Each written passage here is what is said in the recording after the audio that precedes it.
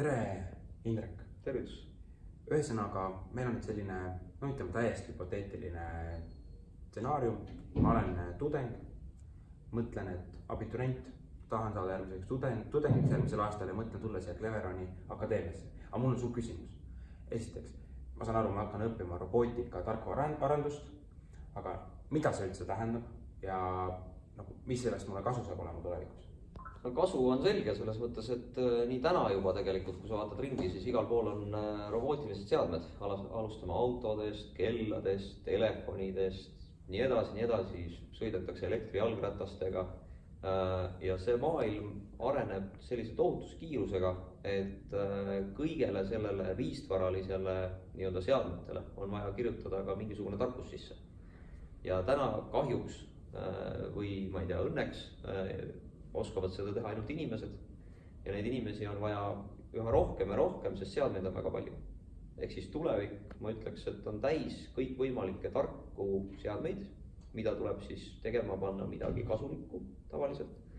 Ja sellised inimesi siin vaja ongi, et seda me siis ka õpetame. Et ühesõnaga me praegu ei saagi ju tegelikult päris kindlad olla, et milline näeb välja tööturg ja need vajadused seal tööturul 5 aasta pärast. No selge on see, et kui me täna vaatame tarkvaraarendajaid ja kui palju inimesi otsitakse, siis kas või CV Online'i vaadates, seal on juba 400+ inimest, keda oleks kohe vaja tööle võtta.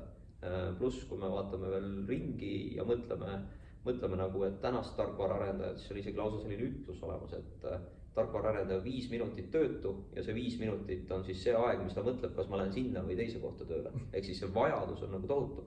Ja samamoodi meil siin, et otsime väga tarku inimesi ja leidsime siis enda jaoks selle, et me peame ise inimesi ka välja õpetama, sest lihtsalt napib siis sellest oskusest. Et ühesõnaga seda õppima tulles põhimõtteliselt on juba karjäär suhteliselt juba kindlustatud, sellepärast et tööturul on vajadus nende inimesi nii suur.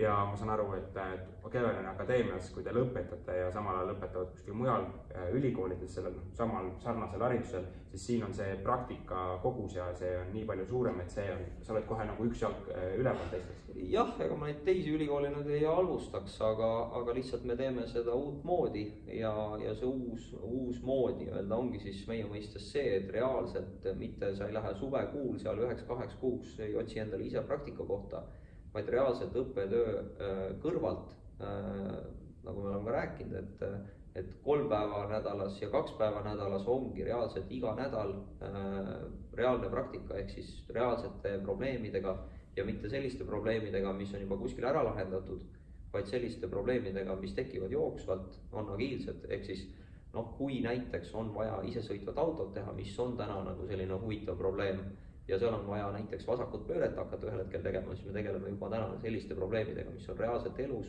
täna suured probleemideks või ütleme isegi võimalused või opportunity, et probleem on võib-olla vale sõna isegi.